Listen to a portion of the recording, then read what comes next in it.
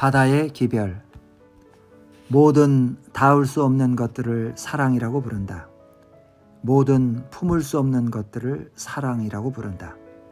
모든 만져지지 않는 것들과 불러지지 않는 것들을 사랑이라고 부른다.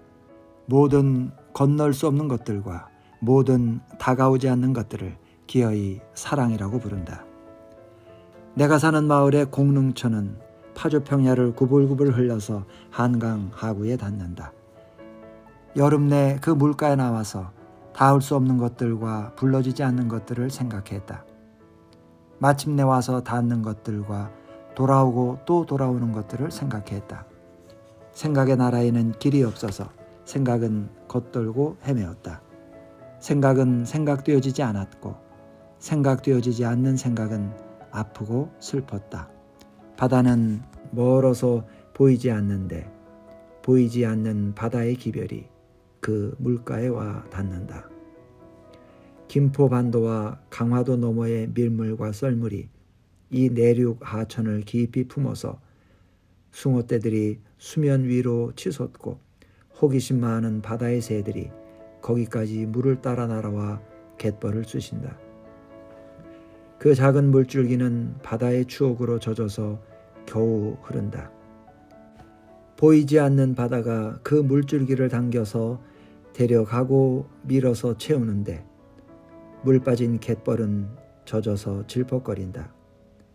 저녁 썰물에 물고기들 바다로 돌아가고 어두워지는 수포로 새들이 날아가면 빈약한 물줄기는 낮게 내려앉아 겨우 이어가는데 먼 것들로부터의 기별은 젖은 뻘 속에서 질척거리면서 저녁의 빛으로 사윈다.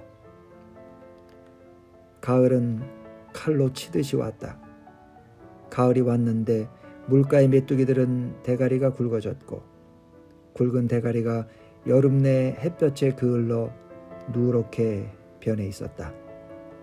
메뚜기 대가리에도 가을은 칼로 치듯이 왔다.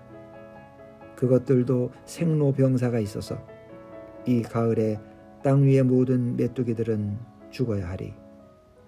그 물가에서 온 여름을 혼자서 놀았다. 놀았다기보다는 주저앉아 있었다. 사랑은 모든 닿을 수 없는 것들의 이름이라고 그 갯벌은 가르쳐 주었다.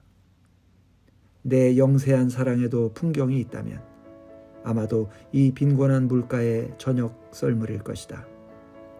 사랑은 물가에 주저앉은 속수무책이다. 사랑의 메모장을 열어보니 너라는 글자가 적혀 있다. 언제 적은 글자인지는 기억이 없다. 너 아랫줄에 너는 2인칭인가 3인칭인가 라는 낙서도 적혀 있다. 정맥이라는 글자도 적혀 있다. 너와 정맥을 합쳐서 너의 정맥이라고 쓸 때 온몸에 힘이 빠져서 기진맥진했던 기억이 떠올랐다. 이름이라는 글자 밑에는 이름과 부름의 사이의 거리는 얼마인가 라고도 적혀 있다. 치타, 백곰, 얼룩말, 부엉이 같이 말을 걸 수 없는 동물의 이름도 들어있다. 이 안쓰러운 단어 몇 개를 징검다리로 늘어놓고 닿을 수 없는 저편으로 건너가려 했던 모양인데 나는 너무나도 무참해서 메모장을 덮는다. 물가에서 돌아온 밤에 램프 밑에 앉아서 당신의 정맥에 관하여 적는다. 그해 여름에 비가 많이 내렸고 빗속에서 나무와 짐승들이 비린내를 풍겼다. 비에 젖어서 산 것들의 몸 냄새가 몸 밖으로 번져나오던 그 여름에 당신의 소매 없는 블라우스 아래로 당신의 흰팔이 드러났고 푸른 정맥 한 줄기가 살갗 위를 흐르고 있었다. 당신의 정맥에서는 새벽 안개의 냄새가 날 듯했고 정맥의 푸른색은 낯선 시간의 빛깔이었다. 당신의 정맥은 팔뚝을 따라 올라가서 점점 희미해서 가물거리는 선 한 줄이 겨드랑이 밑으로 숨어 들어갔다. 겨드랑이 밑에서부터 당신의 정맥은 몸속의 먼 곳을 향했고 그 정맥의 저쪽은 깊어서 보이지 않았다. 당신의 정맥이 숨어드는 쭉지 밑에서 겨드랑이 살은 접히고 포개져서 작은 골을 이루고 있었다. 당신이 찻잔을 잡느라고, 책갈피를 넘기느라고, 머리카락을 쓸어 올리느라고 팔을 움직일 때마다 당신의 겨드랑이 골은 열리고 또 닫혀서 때때로 그 안쪽이 들여다보일 듯 했지만 그 어두운 골 안쪽으로 당신의 살 속을 파고 들어간 정맥의 행방은 찾을 수 없었고, 사라진 정맥의 뒷소식은 아득히 먼 나라의 풍문처럼 희미해서 닿을 수 없었다. 정맥의 저쪽으로부터는 아무런 기별도 오지 않았는데 내륙의 작은 하천에 바다의 조짐들과 바다의 소금기가 와 닿았듯이 희미한 소금기 한 줄이 얼핏 스쳐오는 듯도 싶었고 아무런 냄새도 와 닿지 않는 듯도 싶었다. 환청이나 환시처럼 냄새에도 환후라는 것이 있어서 헛것에 코를 대고 숨을 빨아들이는 미망이 없지 않을 것인데, 헛것인가 하고 몸을 돌릴 때 여름 장마의 습기 속으로 번지는 그 종잡을 수 없는 소금기는 멀리서 가늘게 그러나 날카롭게 찌르며 다가오는 듯도 했다. 내 살아있는 몸 앞에서 너는 그렇게 가깝고 또 멀었으며 그렇게 절박하고 또 모호했으며 희미한 저쪽에서 뚜렷했다. 너가 2인칭인지 3인칭인지 또는 무인칭인지 알 수 없는 날엔 혼자서 동물원으로 간다. 동물들은 다 모두 제 똥과 오줌과 제 몸의 냄새를 풍긴다. 기린이나 얼룩말이 목을 길게 빼고 먼 곳을 바라볼 때 그 망막에 비치는 세계의 내용을 나는 알 수 없다. 나는 기린의 눈의 안쪽으로 나의 시선을 들이밀 수가 없다. 올빼비의 눈과 독수리의 눈에 비치는 나를 나는 감지하지 못한다. 늙은 독수리는 나뭇가지에 앉아서 미동도 하지 않고 철망 밖을 내다본다. 백곰은 하루 종일 철망 안쪽을 오락가락한다. 그의 앞발은 무겁고 그의 엉덩이는 늘어져 있다. 백곰은 앞발을 터덕터덕 내디도 몸을 흔들며 철망 안을 서성거린다. 코를 철망에 비비면서 저쪽 끝까지 갔다가 다시 돌아온다. 백곰의 눈은 반쯤 감겨있다. 백곰의 동작은 대낮의 목류처럼 보였다. 철망에 쓸려서 해진 콧구멍으로 피를 흘리면서 백곰은 돌아오고 또 돌아간다. 숫사자는 시멘트 바닥 위에서 저편으로 돌아 누워있다. 갈기가 흘러내려 바닥에 닿았고 돌아 누운 옆구리를 벌떡거리며 숨을 쉰다. 귀 기울이면 사자의 숨소리가 들린다. 숨은 바람처럼 사자의 콧구멍으로 몰려 들어갔다가 다시 쏟아져 나온다. 숨이 드나들 때 창자가 가르릉거리는 소리도 들린다.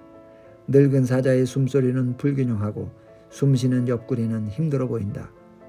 코끼리 발바닥은 발가락 5개가 한 덩어리로 붙어 있고 붙은 발가락에 제가끔 발톱이 박혀 있다. 공룡 시대부터 지금까지 그 발가락 5개는 분화되지 않았다. 코끼리는 그 들러붙은 발바닥으로 둔중하게 땅을 딛는다. 다시 억겁의 세월이 지나야 코끼리의 발가락은 갈라지는 것인지, 발가락은 갈라짐의 먼 흔적들을 지닌 채 들러붙어 있다. 사랑의 메모장에 왜 동물 이름을 적어놓은 것인지 지금은 기억이 없다. 아마도 사랑이 아니라 죽음의 항목 안에 써놓아야 할 단어들이었다. 동물원에서 코끼리 발바닥과 기린의 눈동자를 들여다보면서 너는 2인칭이 아니라 3인칭임을 안다. 너가 3인칭으로 다가오는 날엔 내가 사는 마을의 공릉천을 보러 간다. 다시 사랑의 메모장을 연다. 시선이라는 단어가 적혀있다. 강이라는 단어도 적혀있다. 시선을 적은 날은 봄이었고 강을 적은 날은 가을이었다. 봄에서 가을 사이에는 아무런 메모도 없었다. 메모가 없는 날들이 편안한 날들이었을 것이다. 시선 밑에는 건너가기라고 적혀있고 강 밑에는 또 혈관이라는 말이 적혀있다. 농수로도 있고 링거주사도 보인다. 불쌍해서 버리고 싶은 단어들인데 버려지지가 않는다. 내가 당신과 마주 앉아 당신의 이름을 부를 때 당신이 고개를 들어서 나를 바라보았고 당신의 시선이 내 얼굴에 닿았다. 당신의 시선은 내 얼굴을 뚫고 들어와 몸속으로 스미는 듯 했고 나는 당신의 이름을 부르는 나의 목소리에 이끌려 건너와서 내게 닿는 당신의 시선에 경악했다. 내가 당신의 이름을 부르는 그 부름으로 당신에게 건너가고 그 부름에 응답하는 당신의 시선이 내게와 닿을 때 나는 바다와 내륙 하천 사이의 거리와 나와 코끼리 발바닥 사이의 시간과 공간이 일시에 소멸하는 환각을 느꼈다. 그것이 환각이었을까? 환각이기도 했겠지만 살아있는 생명 속으로 그처럼 확실하고 절박하게 밀려들어온 사태가 환각일 리도 없었다. 그리고 당신이 다시 시선을 거두어 고개를 숙일 때 당신의 흘러내린 머리카락 위에서 햇빛은 폭포처럼 쏟아져 내렸다. 당신의 먼 변방에 주저앉은 나는 당신의 겨드랑이 밑으로 숨어드는 푸른 정맥을 바라보고 있었다. 그때 당신의 푸른 정맥은 낮게 또 멀리 흐르는 강물처럼 보였다. 나는 나주 남평의 드들강을 생각했다. 드들강은 넓고 고요하다. 들에 낮게 깔려오는 그 강은 멀리 굽이치며 마을로 다가왔고 다시 굽이쳐서 들로 나아갔다.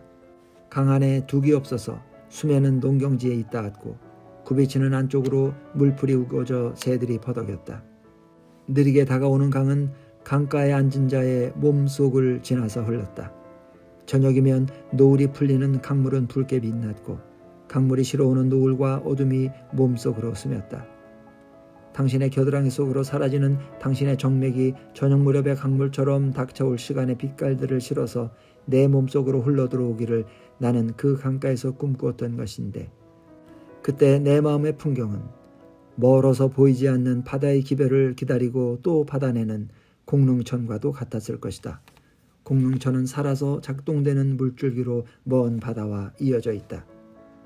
내 빈곤한 사랑의 메모장은 거기서 끝나 있다. 더 이상의 단어는 적혀 있지 않다. 관능이라고 연필로 썼다가 지워버린 흔적이 있다.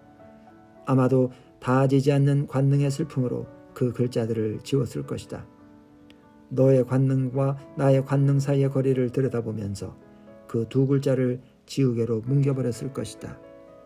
모든 닿을 수 없는 것들과 모든 건널 수 없는 것들과 모든 다가오지 않는 것들과 모든 참혹한 결핍들을 모조리 사랑이라고 부른다.